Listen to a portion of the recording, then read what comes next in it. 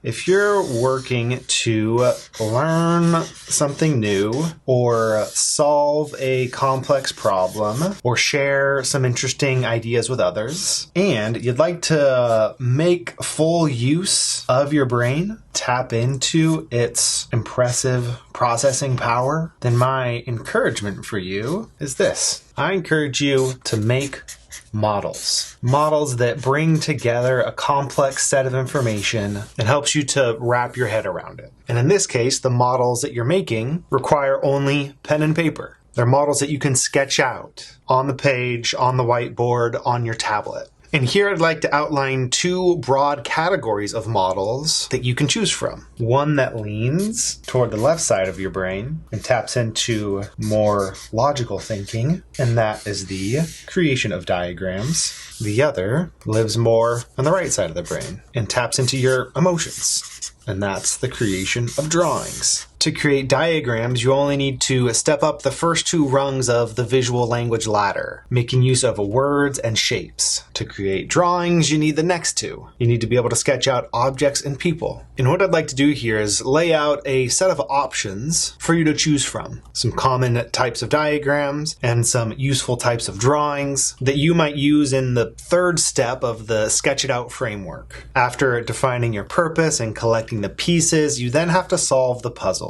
And what that solved puzzle could look like on the diagram side is a timeline. If it's a when question that you're answering, giving yourself a line to work with that represents the period of time that you're interested in, and then mapping out the sequence of events can be super useful. A flowchart is another type of diagram that answers the question of how. That can take the form of a if this, then that can explain a process for getting a specific type of thing done so that you can better see where your actions fit within the bigger picture and so that you know what to do in various circumstances. A coordinate system is another great type of diagram where you might map a topic along two axes, define what this and this mean, and then this and this, and what lives in each of these quadrants. Venn diagrams are another favorite that make use of 2 or 3 circles. Gets a little tricky if you try to bump up to 4 or 5. But paying attention to what lives at the intersections of 3 important concepts. A pyramid is another great option that has some simple geometry to it. Just a triangle with some lines where you can build up from a foundation layer by layer. So with lines and rectangles and circles and triangles, you have a variety of ways that you can bring together a set of ideas into a logical model that can help you or others make sense of that information. As we look next at drawings, we see our options expanding. You've got what Dan Rome calls the portrait that involves the sketched representation of a single thing. It could be a person, it could be an object.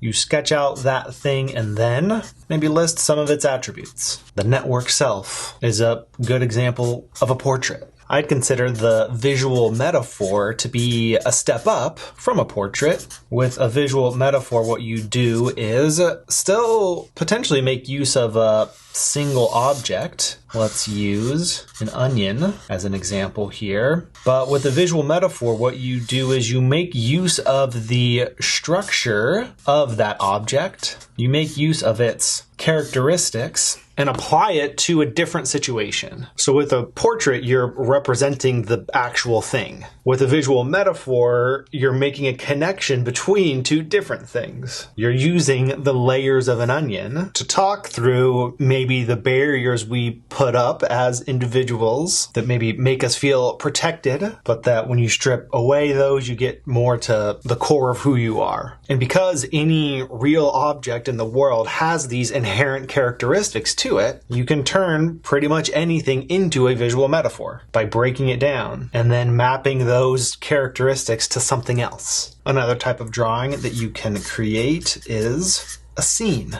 A scene is where you think of a specific situation and you sketch it out almost as if it were a photograph that you take that captures one moment in time, but that depicts characters in a certain environment, engaging in certain activities that help you to tell a story. So this often involves a person or group of people going on some sort of a journey. And what's interesting about scenes is that they can either be kind of in the realm of a portrait where the scene represents the actual thing that you're talking about. Maybe it's a journey that someone went on to go climb some actual mountains. Or maybe it's a snapshot of one stage of the customer journey. So it can be representational or it can be metaphorical. What's the metaphorical mountain that someone is climbing? What is the rain that drops down on them during that journey? What lives at the top of that mountain once they reach the peak?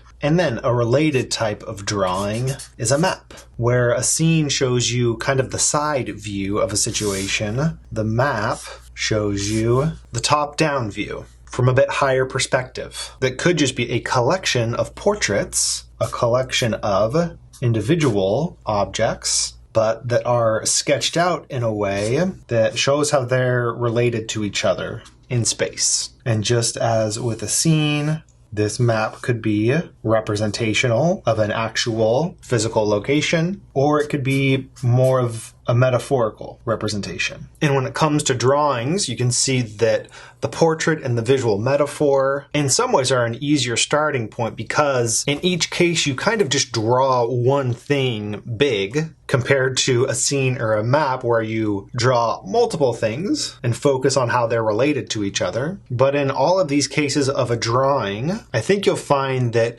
it's a little bit easier to be empathetic with whatever the information being depicted is compared to a diagram, which focuses much more on logical processing. That's where I think this breakdown can be helpful. If you want to focus on more logical processing, go in the direction of a diagram. But if you want to tap into more of the emotional processing, drawings are great. And there are plenty of ways to blend a diagram with a drawing, because within any of these boxes, inside of any of these shapes, you can sketch out a portrait or even a simple scene. So I encourage you to experiment back and forth along this spectrum from diagrams to drawings, and maybe even try out a few different representations of the same set of ideas so that you can pick which one resonates the best with you or with the audience that you're sharing those ideas with. And if the thought of sketching out these types of diagrams or drawings feels a little bit daunting, then you might enjoy checking out my book, The Verbal to Visual Notebook, a set of activities to build your visual note-taking skills. This will help you get comfortable making marks that aren't just words through a set of prompts, a bunch of different activities that you can take on to build your skills as a visual thinker, and specifically to play along this spectrum here. Some of those activities encourage you to think and create in this style, others to experiment with and practice your drawing skills. You can find a link to that book below this video. And for other courses and custom workshops and community events, you can head straight to verbaltovisual.com.